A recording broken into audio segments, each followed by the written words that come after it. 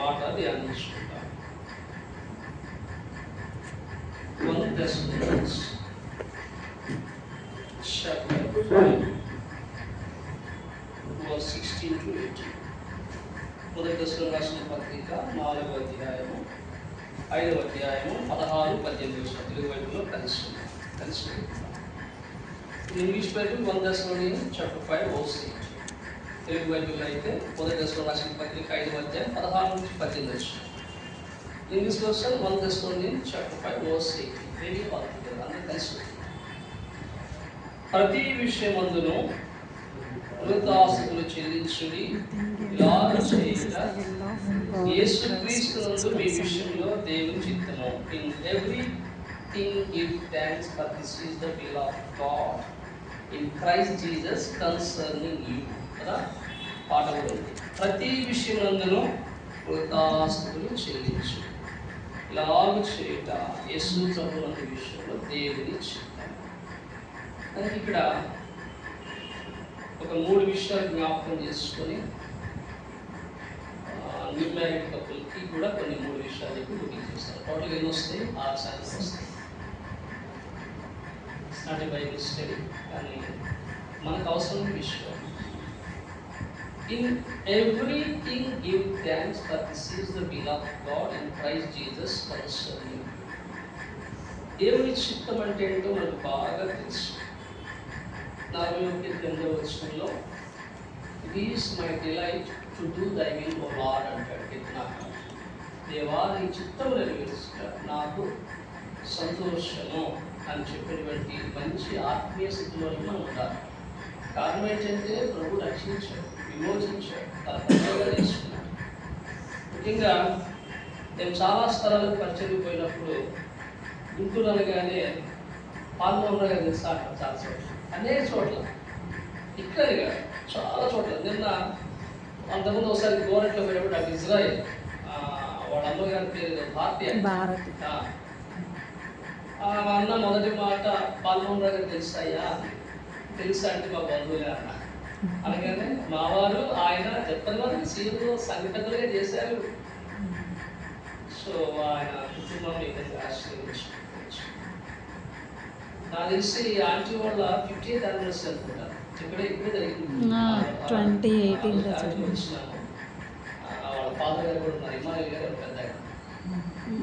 ఒక అంకుల్ వచ్చాడు పెద్ద ఆయన. ఎబినేజర్ అంకుల్ ఫాదర్ ఇద్దరు కలిసి భోజనం చేసాం.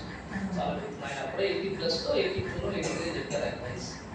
2018 అనుకుంటా ఐ థింక్ సో. నాకు ఆ సంగతి నాకు ఇంట్లో చాలా చిన్నపిల్లలు. సో ఆ దానిలో కూడా నేను జ్ఞాపకం చేసిన మాట ఏంటి, మనకి ఎట్లా మెమరీ పోవడం మాకకుండా సమృద్ధి వారు చిగురు పెట్టి సారము కలిగి ఫలించదు. ఆ మాటకి నేను చెప్పినట్టు జ్ఞాపకం చేస్తున్నాను. అది నీతివంతుల జీవితం గురించి జ్ఞాపకం చేస్తాను.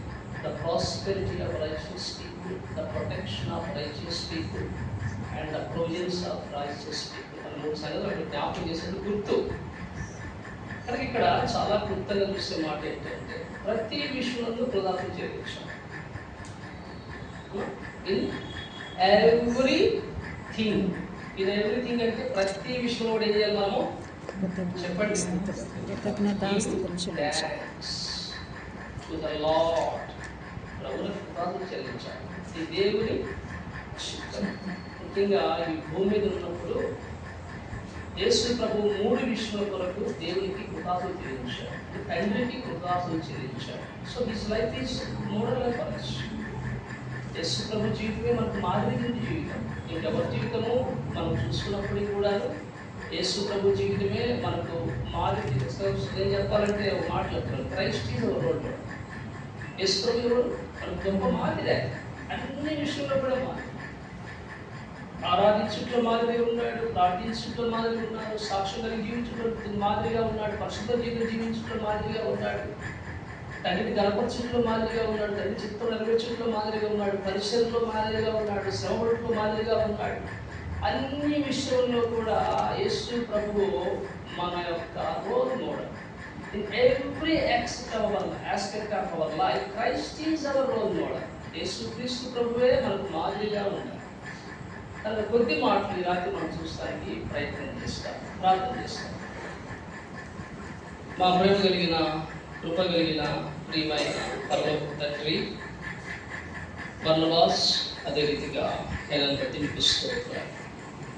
పరిశుద్ధ వివాహం ద్వారా ప్రభా వారి వైపుగా మీరు ఐక్యపరుచున్నారు.